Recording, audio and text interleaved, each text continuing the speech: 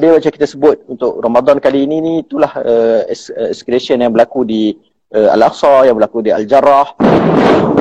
Ya Allah, ya Allah, Allahu Akbar, ya Allah. So everybody please make doa, ya Allah. Bismillah.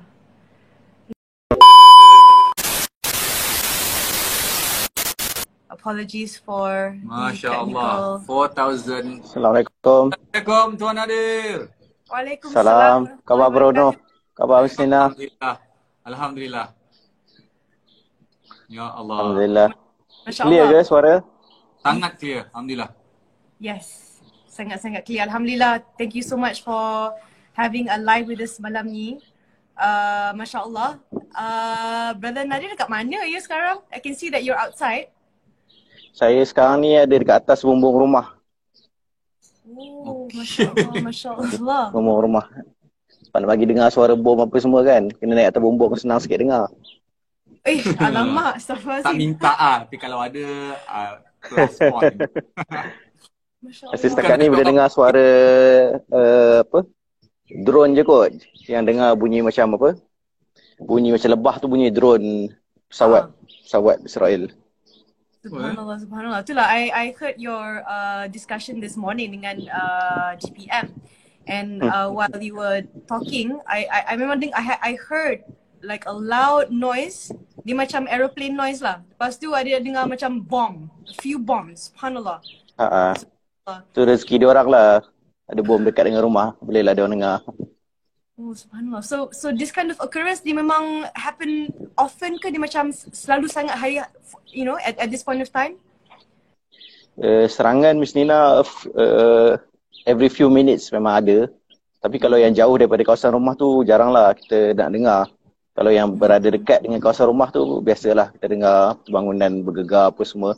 Dan bila ada serangan daripada kapal perang, sebab kita punya office ni dekat dengan kawasan laut, bukan di sebelah border Palestin Israel, dekat dengan kawasan laut. Jadi kawasan laut ni keistimewaan dia ada kapal-kapal perang laut juga yang kadang-kadang lepaskan dia punya tembakan.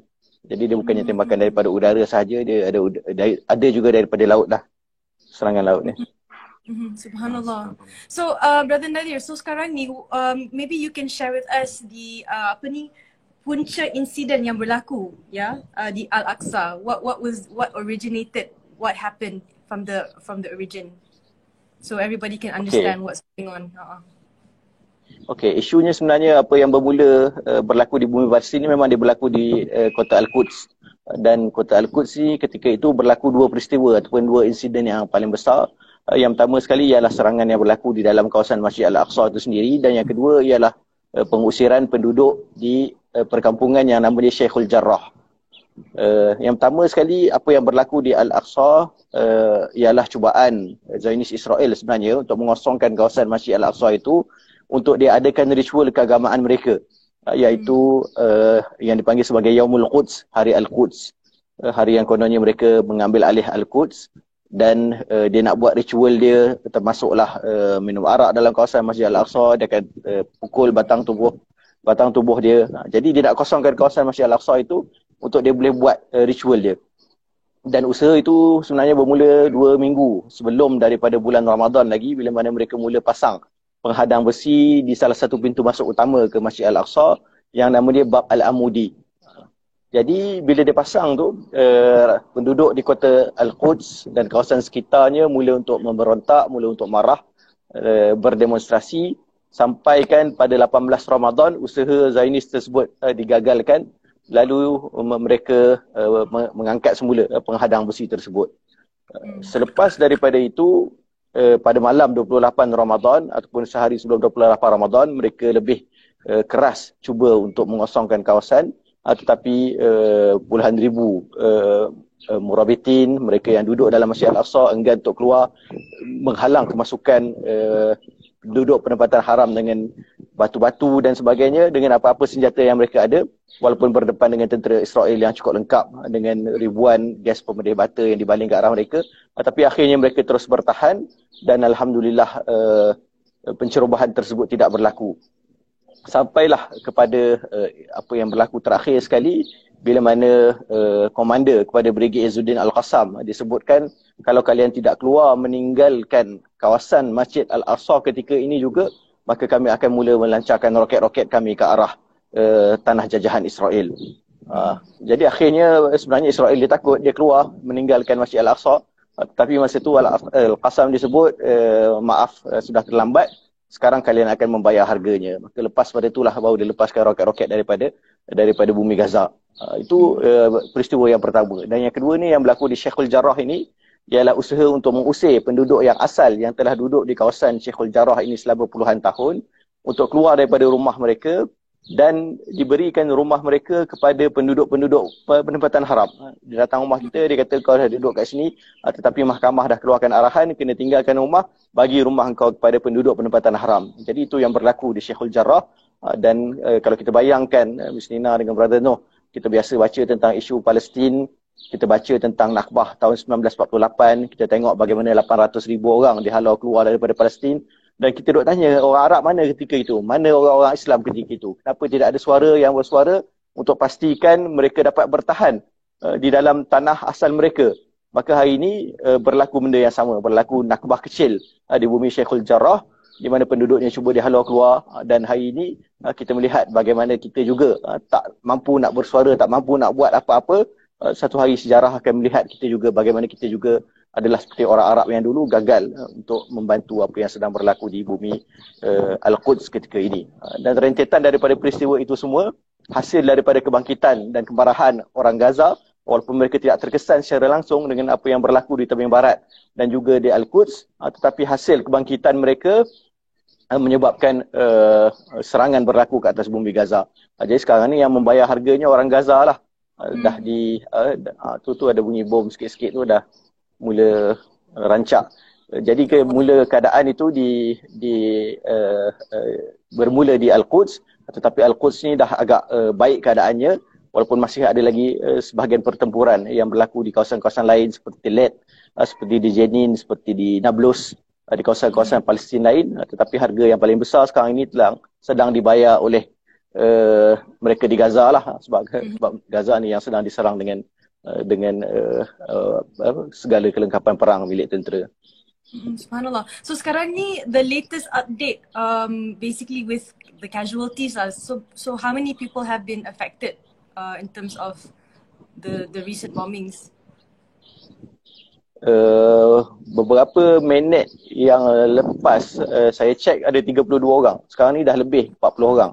Tak silap saya dalam 45 orang yang telah menjadi syuhada.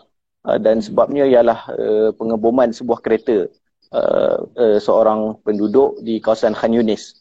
Jadi kita ni ialah kita tak suka Yahudi, kita tak suka Zionis, tapi kita tahu bahawa mereka ini negara yang sangat terancang, musuh yang sangat terancang.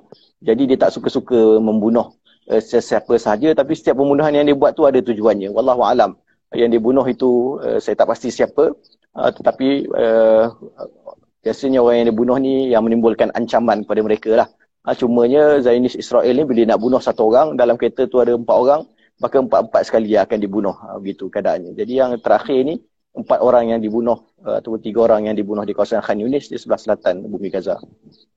Subhanallah, subhanallah. May Allah grant them Jannatul Firdaus. Subhanallah. Itulah macam when we heard about the news, when we saw it online, you know, the first NGO that we looked towards was Cinta Gaza Malaysia. And for those of everyone who's tuning in right now, masya-Allah, subhanallah, dah 8,000 plus orang, alhamdulillah. For those who don't know, okay, so Brother Nadir is the founder of Cinta Gaza Malaysia. Please everybody follow them on social media, dekat IG, dekat Facebook, because Brother Nadir is the only Malaysian that is living in Gaza right now. Subhanallah. And how Noor and I knew about Tuan Nadir is basically through adik dia, Tuan Musa, who is also the founder of Cinta Syria Malaysia. Subhanallah, what a fantastic family. Okay, so my next question. You have any questions? Yes. Okay. Assalamualaikum, Tuan. Salam. So now, kalau perasan, fellow Malaysians sangat memberi respon in social media, tak kisah what platform, Instagram, Twitter, di Facebook, sampai IDF punya official account respond to it. Awak perasan ke benda tu? Ada juga yang kawan yang kongsikan, tapi saya tak sempat check lagi betul atau tidak berita itu. Oh, kan? So, just nak tanya, how impactful is it kita punya tentera, they call it because kita orang punya group WhatsApp macam dia dah mention, oh tak sia-sia askar keyboard warrior Malaysia yang membawang on the social media tu respond to this sampai dong notice bahawa kita bagi pressure dekat Israel kan. So how big is the impact sebenarnya yang kita bagi pressure on social media ni? I just nak tahu. Okay, di peringkat Zionis Israel itu sendiri sebenarnya mereka ada kumpulan pembawang-pembawang ini, kumpulan yang fokus memang kerja dia untuk membawang, duduk di dalam sebuah bilik operation, detect segala maklumat yang menyebut apa-apa benda yang menentang mereka ataupun memburukkan nama mereka, dan dia menjawab secara tersusun. Jadi kita di Malaysia, kita juga ada tentera bawang kita yang tak perlukan bilik operasi, yang tak perlukan gaji untuk dibayar. Tapi kita boleh melakukan benda yang sama, dan Masya Allah memang kalau kena serang dengan ada bunyi letupan, dengar ke? Dengar. Wow. Astagfirullah. Jadi terlindung while doing kita tak nak lindung, insya-Allah. Asyhadu an la ilaha illallah, asyhadu anna Muhammadar Rasulullah. Jadi kawasan tentera bawang kita ni, dia boleh buat pressure bagus. Tetapi kita kena ada juga kumpulan yang boleh follow up supaya isu itu dia tak semata-mata membawang, tetapi dia boleh menjawab isu. Sebagaimana yang dibuat oleh Zionis Israel. Zionis Israel contohnya, dia keluarkan kenyataan ataupun konco-konco dia. Kita tengok New York Post contohnya, masa hari pertama serangan, bila mana 20 orang syuhada syahid di bumi Gaza, 20 orang yang pertama itu, mereka keluarkan berita bahawa Hamas yang buat serangan dan 20 yang mati itu ialah Israel. Jadi kita kadang-kadang kita boleh membawang, kita boleh post, kita boleh kata itu tidak betul, tetapi kita kena ada grup yang lebih strong yang boleh support, bagi facts, bagi figures, barulah kita boleh tahu dan kita boleh lawan sebagaimana yang mereka buat. Maksudnya bawang post, cuma bawang tu boleh bagi impact yang ialah. Sorry, internet. Boleh repeat last few tadi, terputus sekejap. Yang last saya sebut tu, membawang itu bagus. Cuma dia kita kena tahu macam mana nak potong bawang tu, macam mana nak masak betul-betul, barulah dia boleh berikan kesan. Dia tak semata-mata membawang. Bawang tu dia boleh sakitkan mata, baguslah. Tapi nak bagi impact full, dia kena tahu macam mana nak masak bawang tersebut. Jadi saya rasa itu antara usaha yang kita sedang cuba lakukan ketika ni lah. So advice there is follow official Instagram dan social media whatever yang ada di internet, Facebook, Cinta Gaza Malaysia, what else yang ada yang boleh yang Global Peace Malaysia. Global Peace Malaysia. Itu antara dua yang kita buat untuk reference kita. And Cinta Malaysia. Basically anyone that we are supporting lah. Alhamdulillah. Subhanallah. So this is a very good advice, because when we want to share something, because ramai yang macam tanya, oh ni betul ke, this NGO betul ke ni, this information betul ke ni, how real is it kan? So yes, everybody here, please take note. We need to always verify the information that goes out, because we all have a responsibility. Alhamdulillah, we are blessed with the with the blessing of having internet, of having the blessing of being able to spread awareness and share. And this is what we can do. So my next question is, Brother Nadir, is to basically advise us in Malaysia. Sekarang ni kita macam, you know, in Ramadan, this is happening to Gaza. Ya Allah, it's like, I feel it's like the worst thing, you know. They are, astaghfirullahaladzim, they are occupiers who are doing apartheid, and it's just oppressing our brothers and sisters. Is terrible. Sometimes I feel, what can I do? Saya berdoa, and then what else can I do? So for people in Malaysia, what can you advise us? Apa yang kita boleh buat? Saya rasa nasihat yang saya sangat hargai, yang mak saya selalu sebutkan, disebutkan bila mana kita duduk dan kita rasa kita sedang susah, kita kena tengok orang yang lebih susah daripada kita. Sebab bila kita tengok orang yang lebih susah daripada kita, kita akan tahu bahawa sebenarnya kita berada di dalam nikmat, kita berada di dalam kesenangan. Dan sesusah-susah kita, pasti kita akan jumpa orang yang lebih susah daripada kita. Contohnya kita sebutkan tentang PKP. dan orang marah ada PKPP lah, ada PKPP punya lama duduk dalam rumah, tak boleh nak keluar, tak boleh nak berentas negeri, tak boleh nak berjumpa dengan ahli keluarga. Cuba kalau kita jadi orang yang faham tentang isu contohnya, maka kita akan tengok orang-orang Gaza telah berada di dalam PKP yang P-nya tak berpenghujung sejak daripada tahun 2006. Duduk dalam kepungan, tidak boleh berjumpa dengan ahli keluarga yang ada di luar daripada Gaza, tidak boleh menghantar anak-anak keluar untuk mendapatkan rawatan. Kadang-kadang ada suami dan isteri yang suaminya keluar untuk belajar, tak dapat nak balik semula ke dalam Gaza sampai kan terpaksa bercerai sebab tidak dapat berjumpa dalam tempoh yang terlalu panjang. Begitu juga mereka yang kekurangan makanan, kekurangan elektrik dan sebagainya. Jadi kita ni duduk dalam rumah, Alhamdulillah tak boleh nak jumpa dengan keluarga. Tadi saya tengok di berita ada warga Malaysia yang menyorok dalam bonet kereta untuk pastikan boleh sampai ke perkampungan mereka. Jadi kita tengoklah, kita ini sebenarnya susah mana pun kita masih lagi senang. Kita masih lagi boleh bercakap dengan ahli keluarga kita. Kita masih lagi boleh hantar duit raya, boleh hantar kuih raya. Dan dah habis PKP nanti kita akan dapat jumpa balik dengan keluarga kita. Tetapi mereka pada hari ini bukan sahaja berada dalam PKP, kita tengok wajah anak-anak yang kehilangan ibu bapa dia. Jadi Ramadan ataupun hari raya untuk mereka adalah hari raya yang penuh dengan kesakitan, hari raya yang penuh dengan kehilangan.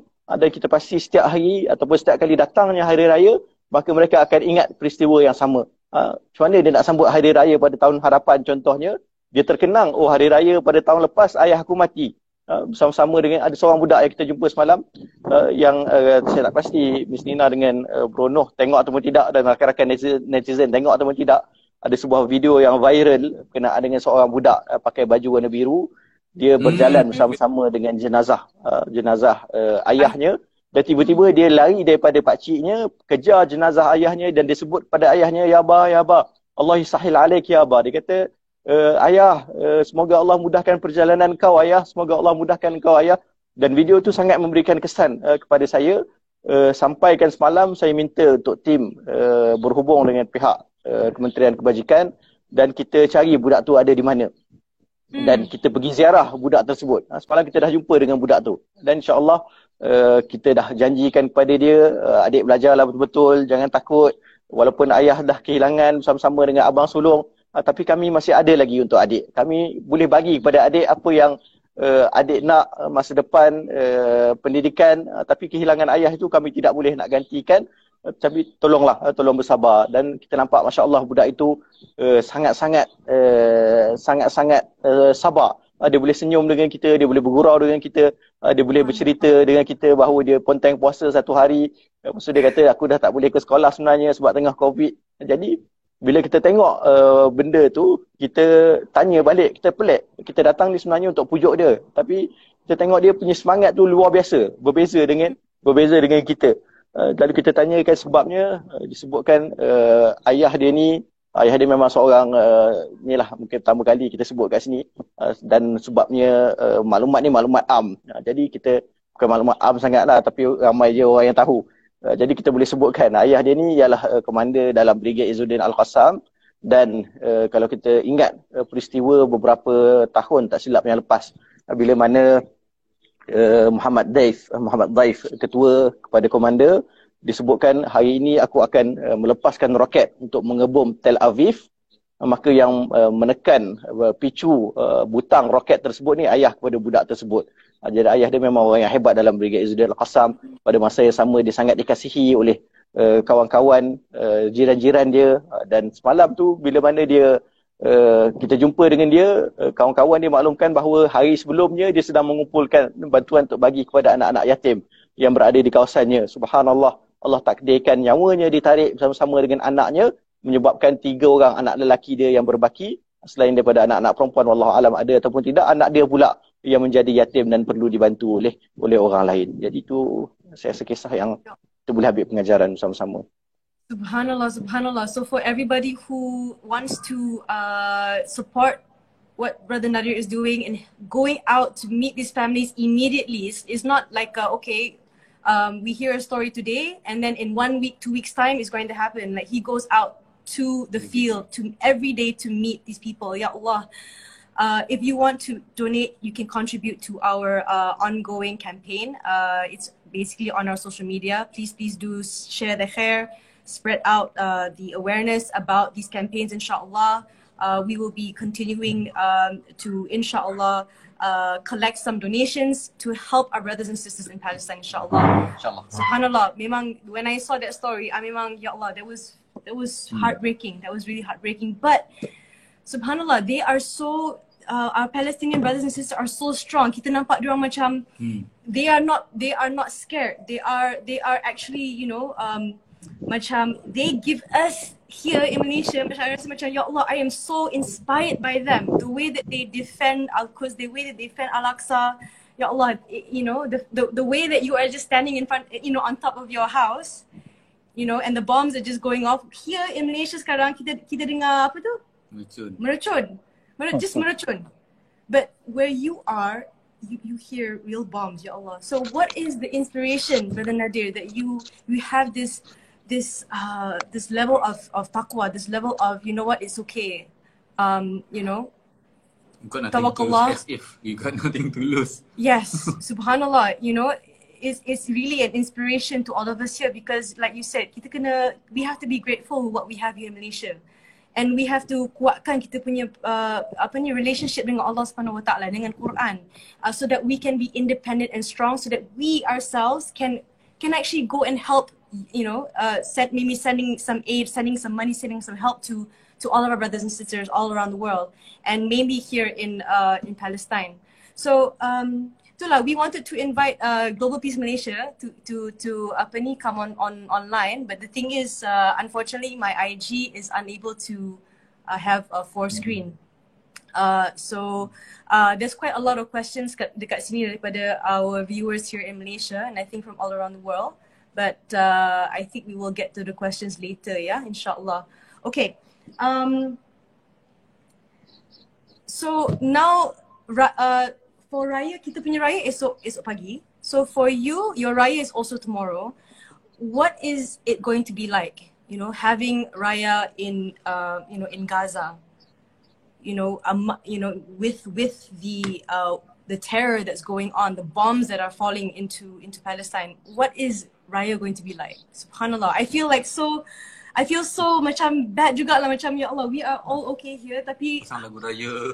Itulah, it's like, ya Allah, may Allah Subhanahu Wa Taala protect you and everybody who's living in Palestine from the evils of you know, the Zionists, and subhanallah, whoever that's lost their lives, may Allah grant them Jannah al-Firdaus and also martyrdom as well. So yeah, Brother Nadir, please share with me, what is your Raya going to be like tomorrow?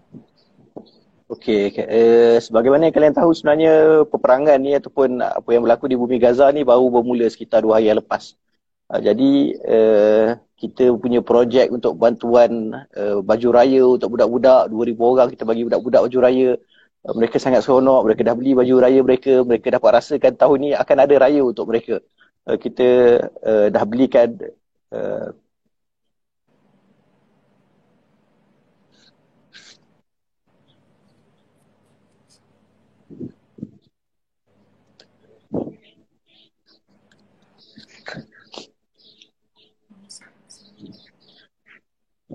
Ya Allah. It's okay, take your time. Ya. Ya Allah bless you, may Allah reward you, Brother Nadir, ya Allah. Harapan 8,000 orang yang sedang menonton, this is going on, like it is real. Doa kalian memang kita perlukan. I'm going to pin our campaign here. Alamak. I have to type it in, ya. Okay. Jadi kita dah cubalah untuk buat apa yang kita mampu untuk bagi budak-budak ni rasa bahawa ada raya. Mereka keluar daripada suasana COVID, mereka berada dalam kepungan, mereka cuba untuk bergembira, dan kita dah cuba buat apa yang kita mampu. Di dekat saya pun bersama-sama dengan ahli keluarga kita dah beli barang-barang untuk kita buat kek lah apa semua kan. Tapi bila berlaku serangan ini bermula, maka tidak ada orang yang ada semangat pun untuk menyambut hari raya. Di rumah saya ketika ini ada ahli keluarga daripada sebelah mak saya yang terpaksa lari daripada rumah mereka sebab diancam rumah mereka akan diletupkan, akan dibom. Jadi mereka datang berlindung ke rumah Jadi suasana itu tidak ada suasana. Semalam pun duk fikir nak buat kek raya dan sebagainya. Mereka duk sibuk perhatikan berita. Adakah rumah aku yang sedang dibom? Adakah anak-anak aku, Brigade Zudai Al-Qassam yang sedang dibunuh? Adakah jiran-jiran aku yang sedang dibom dan sebagainya? Maka sebenarnya tidak ada sambutan raya untuk mereka. Dan kalau kita tengok masa tahun 2014, dia berlaku, peperangan itu juga dia berlaku dalam tempoh Ramadan. Dan anak-anak ini cuba, walaupun dalam keadaan sedang berperang, mereka cuba untuk menyambut hari raya. Dan kita tengok bagaimana mereka keluar ke beberapa kawasan taman permainan untuk main. Dan duka citanya masa tu Zionis Israel melepaskan bom roket ke atas kanak-kanak. Masa tu puluhan kanak-kanak yang cedera. Jadi saya rasa ke orang Gaza dia akan mengambil pengajaran daripada apa yang telah berlaku tahun ni. Saya pasti tidak akan ada sambutan hari raya, tidak akan ada suasana hari raya. Dan mereka akan duduk sebagaimana mereka duduk sekarang ni lah, terkepung di dalam rumah mereka masing-masing dan tidak dapat keluar, hanya menunggu berita-berita terbaru apa yang akan menimpa, nasib baru yang akan menimpa mereka. Tuan Nadir dah duduk di Gaza for berapa lama dah ya? Baru 9 tahun berada daripada 2013. Juga. Tapi kita tahu every year, every Ramadan diorang akan serang Gaza. Betul tak? Dia tak juga setiap Ramadan, dan sebenarnya orang Zionis ni macam kita sebut tadi, dia bijak. Dia tidak buat apa-apa tindakan bukan sebab dia kata oh ni Ramadan ni, diorang ni tengah puasa ni, elok kita serang, dia tak boleh lawan. Dia bukan macam tu cara mereka berfikir. Tapi setiap tindakan yang mereka buat ini memang dia ada tujuan dia dan ada punca dia, ada sebab dia. Dan sebab dia macam kita sebut untuk Ramadan kali ini ni, itulah escalation yang berlaku di Al-Aqsa, yang berlaku di Al-Jarrah. Ya Allah, ya Allah, Allahu Akbar, ya Allah. So everybody please make doa, ya Allah. Bismillah. Muhaimin, ya salam, ya Allah. Jadi itu sebabnya lah. Sebab bila mana Gaza sendiri buat escalation, maka mereka balas juga dengan escalation. Subhanallah, ya Allah. Okay, everybody please, I have pinned the campaign link here, ramadanforgaza.com. Inshallah, this campaign is ongoing, and if you would like to help Brother Nadir in helping our brothers and sisters who are now in Gaza, who Raya like us, Ya Allah, please share this link. We need to do what we can, okay, to help our ummah, to help our brothers and sisters, inshallah. Subhanallah. Okay, Brother Nadir, just one more question.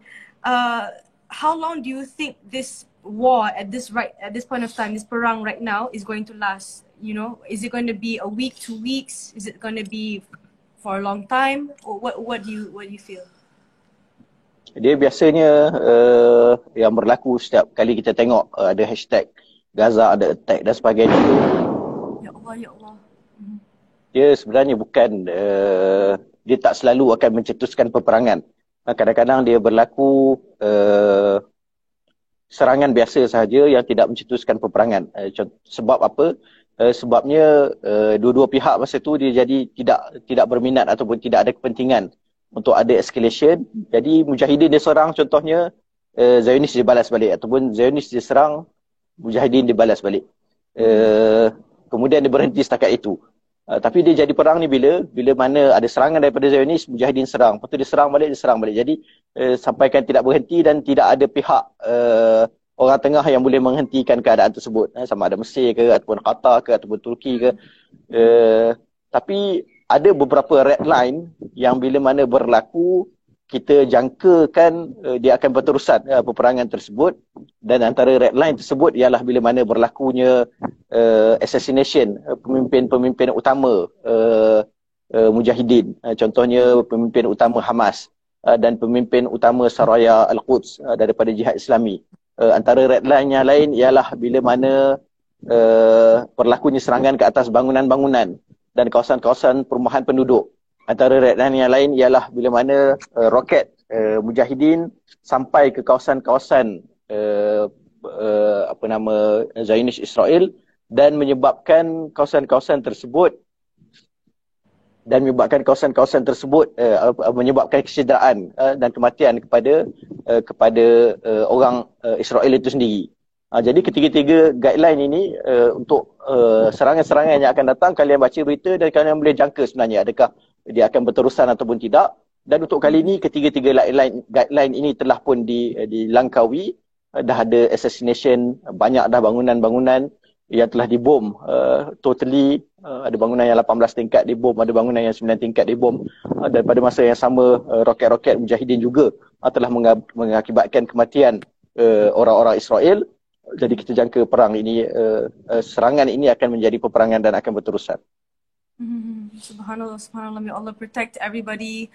Ya Allah, ya Allah, subhanallah. My heart is shaking when I'm hearing the bomb. Ya Allah, ya Allah. Okay. Nuh, are you okay? Okay.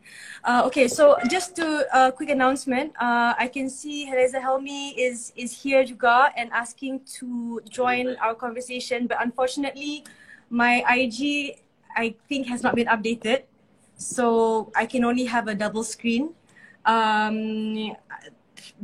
Basically from GPM they were saying for me to update my app in order to have a full screen, but I think it's a bit too late now.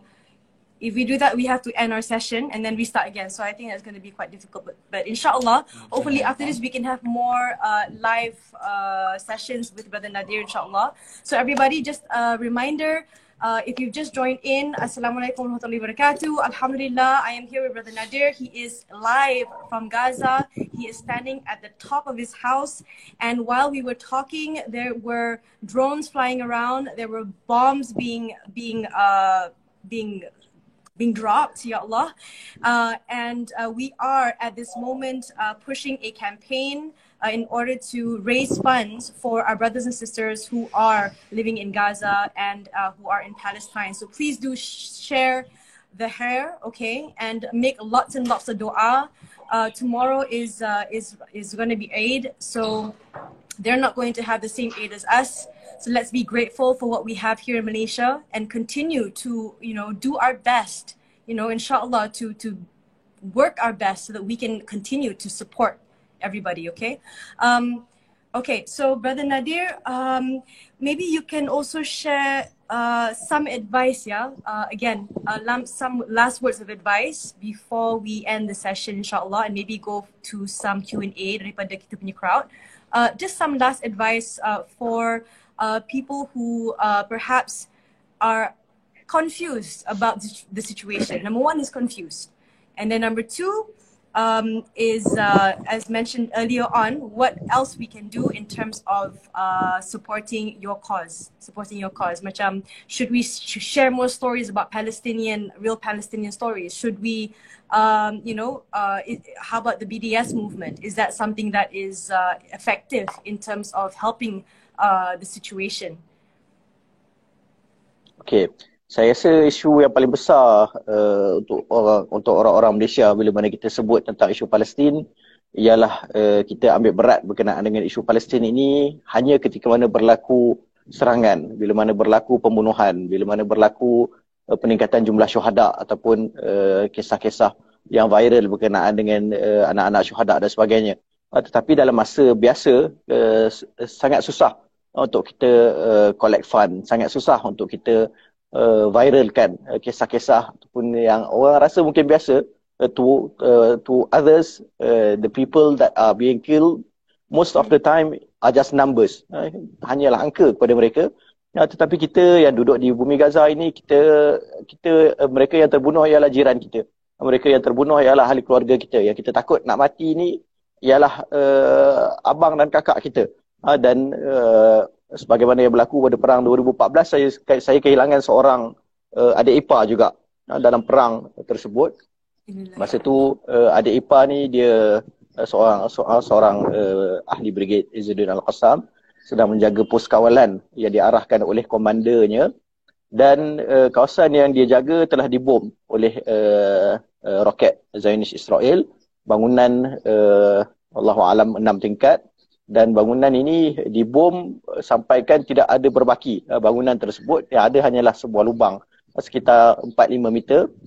Dan bila mana beliau syahid ni sebab dekat dengan border, maka kita tak boleh nak keluar untuk selamatkan dia. Adik-beradik dia tak boleh keluar untuk pergi dapatkan dia sampailah berlakunya gencatan senjata sementara. Dalam tempoh 2-3 hari gencatan senjata dibuat, dan ketika itu barulah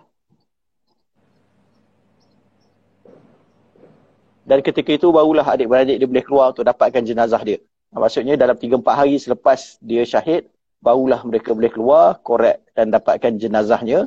Dan ketika itu mereka dapati adik ipar saya ni nama dia Abdullah.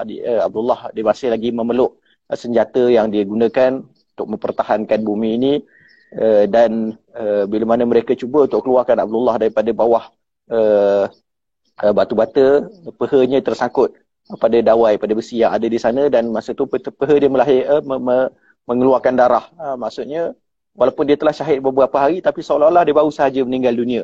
Seolah-olah darah masih lagi mengalir dalam batang tubuh dia. Jadi nasihat saya kepada pendengar lah, kepada kalian yang peduli tentang isu Palestin ini, untuk membolehkan kalian tidak peduli mengikut musim. Apa yang kita perlu lakukan ialah kita perlu mendalami isu tersebut. Kita kena tahu sejarahnya. Kita kena baca apa yang Zionis buat sampaikan mereka boleh berjaya dengan begitu cepat. Dalam tempoh tak sampai 100 tahun, daripada kosong mereka boleh menjadi antara negara yang terkuat di seluruh dunia. Jadi sebagaimana mereka mengkaji kita kena mengkaji mereka. Mengkaji mereka daripada segi sejarah, mengkaji mereka dari segi teknologi, dari segi perubatan, dari segi scientific advances dan sebagainya. Semua ini kita kena tahu apa yang mereka lakukan. Dan yang paling penting, kita kena dekat dengan Al-Quran, dan kita kena dekat dengan agama kita juga. Sebab apa? Sebab Yahudi pun buat benda yang sama. Bila mana mereka belajar dan baca apa yang ada di dalam Al-Quran, mereka berjaya melakukan apa yang mereka lakukan. Dan apa yang paling berjaya mereka lakukan pastinya ialah untuk memastikan bumi Palestin ini dapat diratah dan diambil sedikit demi sedikit lah. Dan buktinya apa mereka belajar daripada Al-Quran? Presiden Israel ketika ini nama dia Reuven Rivlin. Reuven Rivlin ni ayah dia namanya Joseph. Dan Joseph ni untuk dia belajar Al-Quran, apa yang dia buat ialah dia terjemahkan seluruh Al-Quran daripada bahasa Arab tu, dia terjemahkan ke bahasa Hebrew. Dan bila dia terjemahkan, dia hantar kepada Jamiah Al-Azhar, Universiti Al-Azhar, dan Universiti Al-Azhar iktiraf bahawa terjemahan yang dia buat itu adalah terjemahan yang betul, terjemahan yang tepat, yang boleh digunakan sebagai rujukan. Jadi kita bayangkan ayah kepada Presiden Israel terjemahkan Al-Quran. Kita ni orang Islam nak baca Al-Quran pun susah. Nak buka satu helai, nak baca terjemah tu lebih-lebih lagi. Kita nak terjemah sendiri tu jauh sekali lah. Jadi banyak benda yang kita boleh belajar daripada orang Palestin.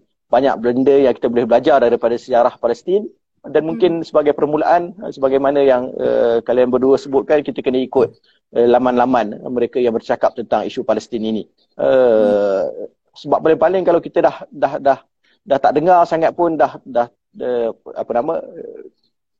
lalu pun untuk baca post ataupun apa yang sedang berlaku, kalau kita dah like tu, insya-Allah ternaik juga post di wall kita. Teringatlah juga kita sekejap. Sempatlah kita hulurkan sedikit sumbangan. Sempatlah kita doakan untuk mereka. Jadi itu harapan kita lah. Dan kami di CJM, kita ada pusat kajian kita ada pusat budaya kita. Kami cuba untuk bergerak ke arah itu. Kita sedang lahirkan ataupun terbitkan beberapa buah buku pengalaman kita duduk di Gaza, apa yang kita belajar daripada Israel. Semua ini insya-Allah akan kita terbitkan dalam masa yang terdekat untuk memudahkan orang Malaysia belajar tentang isu Palestin ini. Masya Allah. May Allah make it easy for you. May Allah make your book successful. Definitely, we need to learn from the right sources, and we need to, like Brother Nadir said, do our best, let the ummah unite and be the best at whatever we're studying in, whether it be in technology, in science, in mathematics, in accounting. We need to be the best of the best, inshallah, because Islam is the best. Inshallah. Subhanallah. Okay. So the time is 9:14. I think we have another 10-15 minutes. We might take some questions from our viewers, inshallah. So if anybody has any questions for Brother Nadir or any of us, please do ask away. We do have some questions, mashallah. Banyak juga ni. Okay, never mind. Is Turkey going to help Palestine? Okay, tak apa. Banyak sangat question ni. Okay. Tak apa, we'll do our own questions. Okay. let's talk about in terms of education. You know, I'm just curious. The children in Gaza, you know, what is their access to education, and you know, what are their dreams and hopes, yeah, for the children of Gaza? Okey, Gaza ni saya rasa pendengar pun pernah baca ataupun bumi Palestin ini adalah negara Arab yang mempunyai kadar buta huruf yang paling rendah di kalangan seluruh negara-negara Arab. Jadi mereka sebenarnya ada keinginan yang sangat tinggi untuk belajar, ada keinginan yang sangat tinggi untuk menuntut ilmu. Cuma kekangan yang kadang-kadang ada untuk mereka ni ialah kekangan ekonomi lah. Anak-anak yang kadang-kadang sekolahnya ada, tempat belajarnya ada, universitinya ada. Tetapi kekangan ekonomi. Mereka tak boleh nak pergi ke sekolah kerana terpaksa bantu ayah dan mak bekerja. Mereka yang nak ke universiti tak dapat nak menyambung pengajian sebab tak dapat nak bayar yuran dan sebagainya. Tetapi kecintaan kepada ilmu itu ada. Dan kita di Cinta Gaza Malaysia pun kita melihat ada kekurangan juga dari aspek silibus penduduk Palestin ini ataupun di Palestin ini sendirilah, sebab kita tengok silibus ni banyak kali berubah. Sebelum daripada ini mereka belajar silibus guna silibus Mesir. Sebabnya Mesir masa tu Gaza ni berada di bawah Mesir. Kemudian dia tukar, dia pakai silibus mereka sendiri. Tapi silibus ni banyak perlukan penambahbaikan. Jadi usaha yang kita buat ialah kita wujudkan sebuah sekolah yang khas untuk kita sendiri. Sekolah ni nama dia Sekolah Tops and Leaders, Top and Leaders Students. Top Students and Leaders lah, macam tu lah. Kita refer dia as Malaysian School saja. Sekolah Malaysia. Sekolah Malaysia ni dia ajar kepada anak-anak Gaza selain daripada silibus, dia ajarkan tentang kepimpinan. Mereka dia ajar bahasa-bahasa utama yang mereka pilih. Selain daripada bahasa Inggeris, bahasa Hebrew, bahasa orang Yahudi itu sendiri dia ajarkan kepada mereka. Mereka dia ajar bahasa Turki, yang memilih untuk belajar bahasa Turki. Mereka dia ajar bagaimana untuk buka bisnes. Mereka dia ajar untuk mengikuti jejak. Contohnya baru ni kita buat live bersama-sama dengan engineer Luai Basyuni. Luai Basyuni ni seorang engineer yang datang daripada Gaza dan bekerja di NASA. Dan dia ini adalah top ataupun lead engineer bahagian electrical yang buat helikopter. Helikopter nama apa dah? Helikopter Ingenuity yang naik di atas robot Perseverance tu. Kalau kita tengok yang landing di Mars tu, dia ada bawa helikopter bersama-sama dengan dia. Helikopter tu, wiring apa semua tu, electrical punya part, engineer daripada Gaza yang buat. Jadi kita nak lahirkan lebih ramai orang yang macam tu, sebab kita tahu mereka ini ada potensi, cuma mereka perlukan sedikit support untuk mereka boleh bergerak ke hadapan. And that's what we are going to do. We are inshallah going to support all of the youth of Palestine, inshallah. And there are some people that actually ask me, Miss Nina, betul ke all of the donations will go to Cinta Gaza Malaysia? Will it actually reach the people, you know? I think it will be nice if we can clarify. Oh, tengah azan Azan asar. Oh, Masya Allah. Nak break sekejap ke or macam mana? Rasa boleh teruskan kot. Okay, InsyaAllah. Sekejap lagi akan putusnya live ni. Kalau sejam. We get to hear we get azan to from hear Gaza. azan. Itulah daripada Gaza. Masya Allah, everybody. Teringat Please, Syria. reply the azan so we can get the barakah juga, insyaAllah. Bagi dengar tu, bagi dengar. Okay, boleh tak kita dengar sekejap? Ni? Boleh.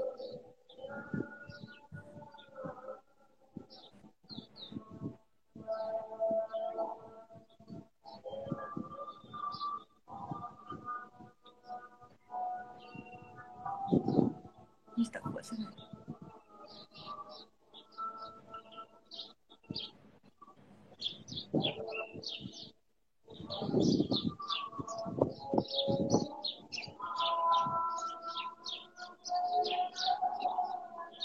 InsyaAllah.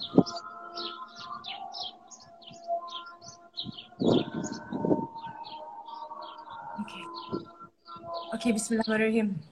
Jazakallah khair for allowing us to hear the adhan. MashaAllah, tabarakallah. Yeah, so going back to the question, some people were asking about, you know, how does the donations get to CGM and then CGM to the people in Palestine. It'd be nice to clear out the doubts from everybody so that we can make clear that yes, you know what, your donation does go straight to these people. It helps CGM, with your work, with the things that you do every day. So if you can clarify for us, inshallah, and to clear the air once and for all, inshallah. Okay, first of all, NGO yang membantu Palestin ini adalah NGO yang kita rasa paling clear berbanding dengan NGO yang lain. Sebab NGO yang bantu Palestin yang betul-betul bantu ni selalu kita nampak di media, selalu kita nampak update mereka di social media mereka, dan selalu mereka keluarkan laporan-laporan apa yang mereka laksanakan. Dan mereka ini ada dia punya transparansinya tu melalui laporan yang mereka keluarkan. Dan untuk makluman, mereka yang berada di bumi Gaza ini lebih-lebih lagi sangat-sangat susah untuk menjalankan operation NGO kalau ia tidak dijalankan dengan cara yang betul. Sebabnya NGO di sini ni undang-undang dia lebih ketat. Dia berada di bawah Kementerian Dalam Negeri.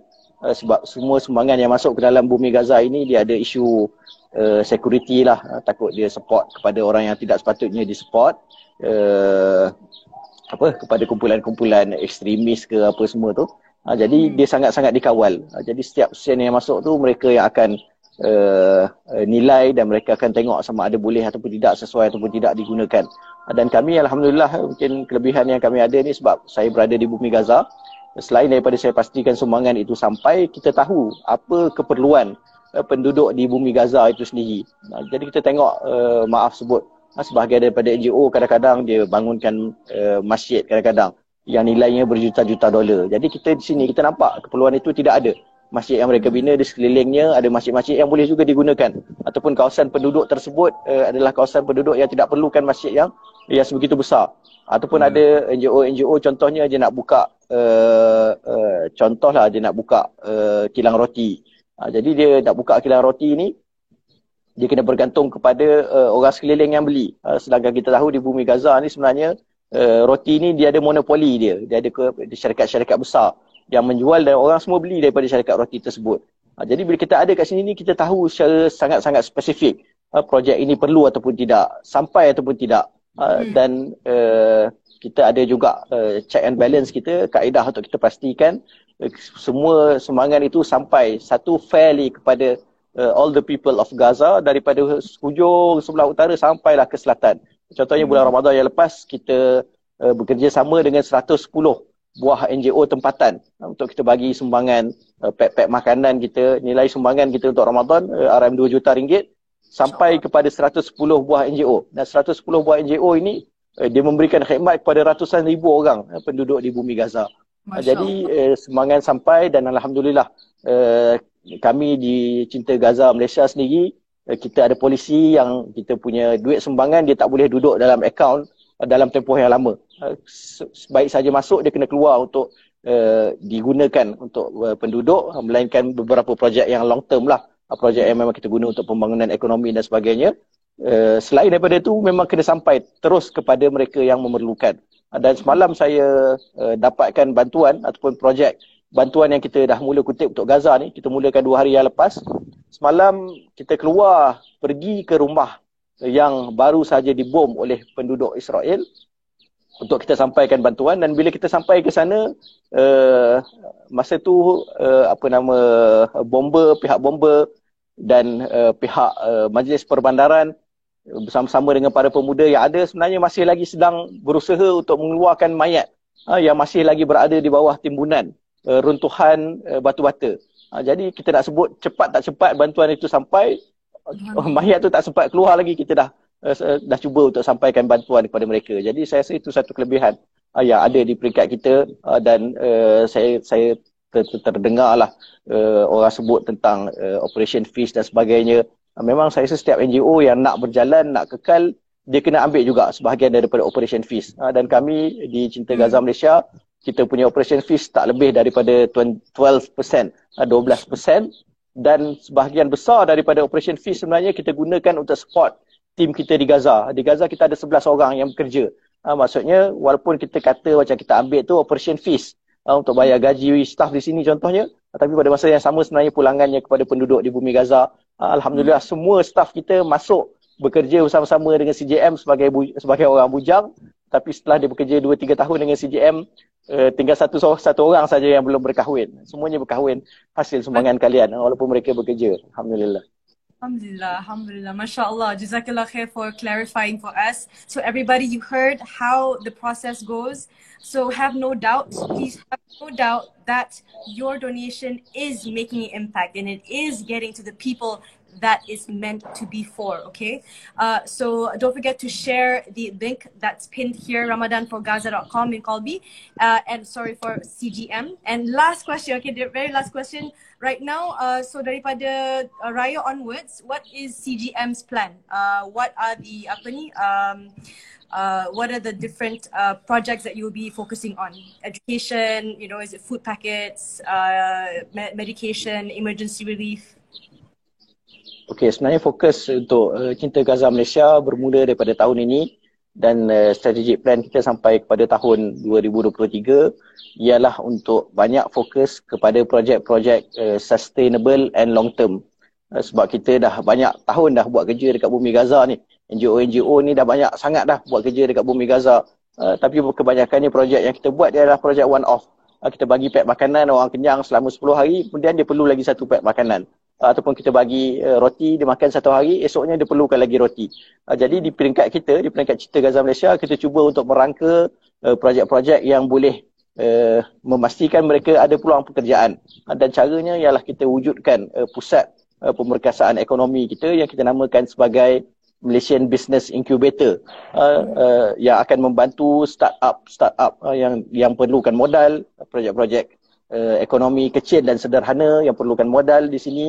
Jadi kita bagi mereka modal dan mereka boleh meneruskan kehidupan mereka masing-masing dengan bekerja dengan tangan mereka masing-masing. Jadi banyaklah projek yang kita bantu dan Alhamdulillah kita punya success rate sekitar 90%.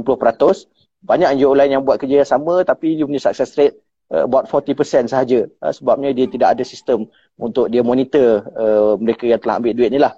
Dan lebih penting daripada itu, bila mana kita bagi mereka duit untuk mereka bekerja, maka kita sebenarnya menjaga maruah dia. Kita jadikan dia tak perlu lagi meminta-minta, tetapi dia boleh bekerja dengan tangan dia sendiri. Dan mereka sangat bergembira dengan inilah, dengan kaedah yang kita buat. Dan selain daripada itu, di peringkat kita juga, di peringkat kita sebagai NGO, kita ada perancangan untuk buka kita punya ladang lembu sendiri. Kita ada perancangan untuk buka beberapa supermarket. Kita ada perancangan untuk kita buka ladang-ladang tanaman dan sebagainya. Semuanya untuk kita wujudkan sustainable environment yang boleh support each other. Akhirnya kita tidak perlu lagi bergantung kepada orang lain. MashaAllah, MashaAllah, Tabarakallah. May Allah make it easy. May Allah grant you success.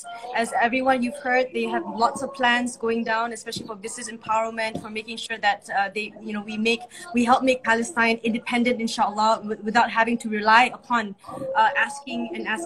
So, Jazakallah khair, Brother Nadir, Tuan Nadir. It has been an honor to speak to you live, MashaAllah, Tabarakallah.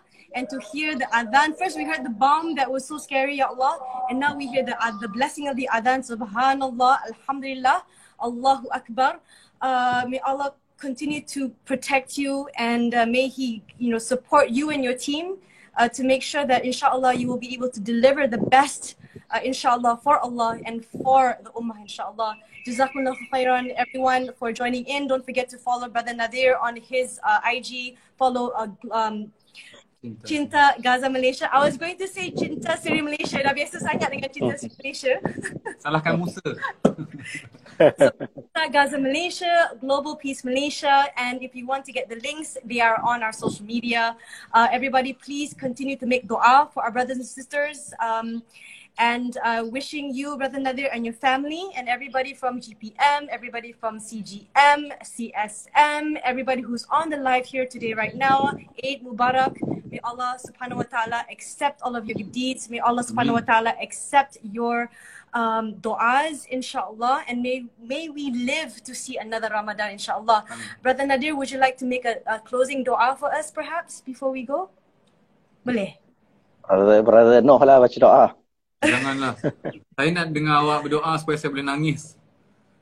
Tapi Arabic pun boleh insyaAllah. Arabic Doa bahasa. makan Boleh lagi. insyaAllah. Al-Fatihah.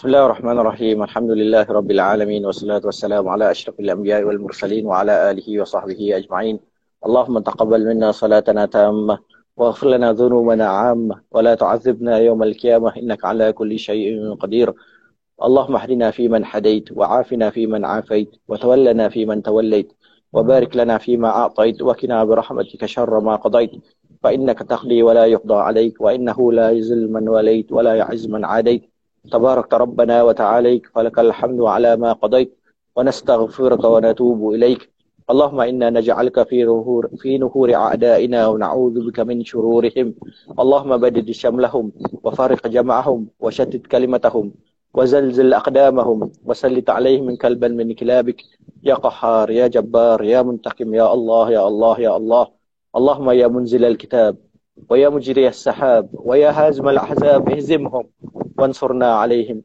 Ya Allah, ya Tuhan kami, ampunkanlah dosa-dosa kami, ya Allah. Ampunkanlah dosa kedua ibu bapa kami, ya Allah. Ampunkanlah dosa guru-guru kami, ya Allah. Ampunkanlah dosa jiran tetangga kami, ya Allah. Ampunkanlah dosa sahabat handai kami, ya Allah. Ampunkanlah dosa seluruh muslimin dan muslimat, ya Allah. Ya Allah, ya Tuhan kami, berikanlah kami peluang untuk bertemu bulan Ramadan pada tahun hadapan, ya Allah. Ya Allah, ya Tuhan kami, sesungguhnya kami telah menghabiskan bulan Ramadan pada tahun ini dan kami tahu kami boleh menjadikannya lebih baik, ya Allah.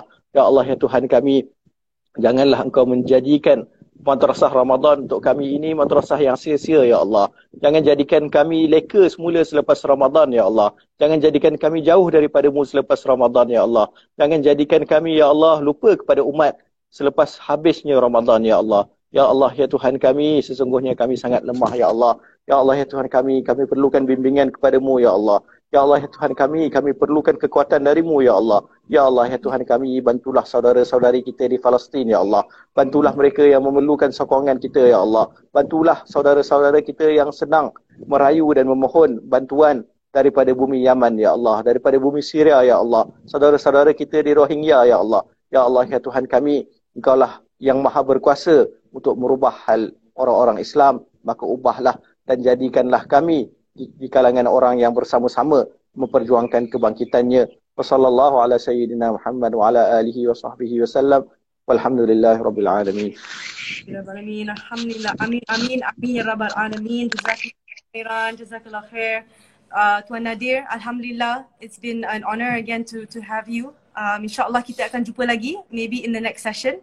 So everybody please share the link, follow Brother Nadir, okay?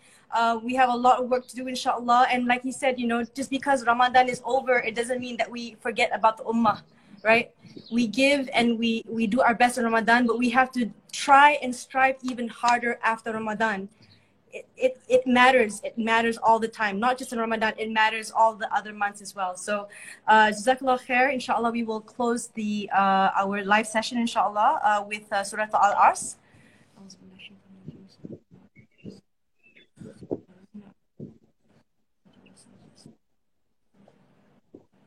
Okay. Assalamualaikum warahmatullahi wabarakatuh, everyone. Terima kasih Tuan. Waalaikumsalam. InsyaAllah kita jumpa lagi. Astaghfirullah wa atubu ilaik. Bye. Eid Mubarak. Bye. Assalamualaikum. Eid Mubarak. Assalamualaikum. Okay, how do you say? Safe.